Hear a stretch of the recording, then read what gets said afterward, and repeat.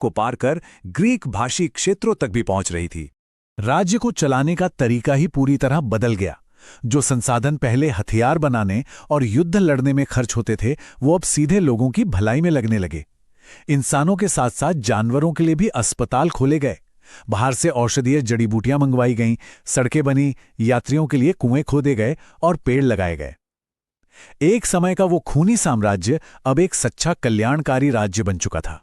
और शांति के इसी माहौल ने नींव रखी हमारे 5वें और आखिरी पड़ाव की, नालंदा विश्वविद्यालय, जो शिक्षा और ज्ञान का एक बेजोड़ केंद्र बना। अगर आप इस स्क्रीन पर प्राचीन नालंदा के खुदाई वाले नक्शे को आज की आधुनिक सैटेलाइट तस्वीर के साथ रखकर देखें तो ये कितना अद्भुत लगता है। हम सीधे तौर पर उस प्राचीन वास्तुकला को आज के भूगोल से जोड़ सकते हैं। ये वो जगह है जहां दुनिया का सबसे पुराना और महान शिक्षा केंद्र शान से खड़ा था। नालंदा की विरासत सच में कमाल की थी। 5वीं से 12वीं शताब्दी तक ये अपने चरम पर था। यहां सिर्फ बौद्ध धर्म ही नहीं, बल्कि रसायन शास्त्र, शरीर रचना विज्ञान और गणित जैसे जटिल विषय भी पढ़ाए जाते थे। चीन, कोरिया, तिब्बत और यहां तक कि तुर्की से भी विद्वान यहां पढ़ने आते थे। और सबसे दिलचस्प बात, ये शायद दुनिया का पहला ऐसा संस्थान था जहां छात्रों के रहने के लिए डॉर्मेट्रीज यानी छात्रावास की सुविधा मौजूद थी। जरा इसके स्केल की कल्पना कीजिए। 10,000। अपने चरम पर इस आवासीय विश्वविद्यालय में दुनिया भर के करीब 10,000 छात्र एक साथ रहकर पढ़ाई करते थे।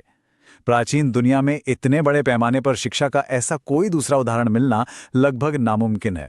और इन 10,000 छात्रों को पढ़ाने के लिए पूरे 2,000 समर्पित शिक्षक मौजूद थे। इतने सारे विद्वानों का एक ही जगह पर होना, ये नालंदा को दुनिया भर की बहस, संवाद और जीवंत चर्चाओं का सबसे बड़ा केंद्र बनाता था। ज्ञान की हर शाखा यहां आकर मिलती थी। तो ये पूरा विश्लेषण अंत में हमें एक बहुत ही गहरे सवाल पर लाकर खड़ा कर देता है। जरा सोचिए, कैसे एक ही क्षेत्र जो कभी बेहद क्रूर युद्धों, सत्ता के लालच और हत्याओं का अखाड़ा था, वो आगे चलकर दुनिया भर के लिए ज्ञान और शांति का एक पवित्र मंदिर बन गया। मगध की ये यात्रा हमें बताती है कि इंसान और समाज बदल सकते हैं, और इतिहास सिर्फ युद्धों से नहीं बल्कि पश्चाताप और ज्ञान से भी लिखा जाता है। इस चर्चा में हमारे साथ जुड़ने के लिए बहुत बहुत शुक्रिया। उम्मीद है इस जानकारी ने आपको कुछ नया सोचने पर जरूर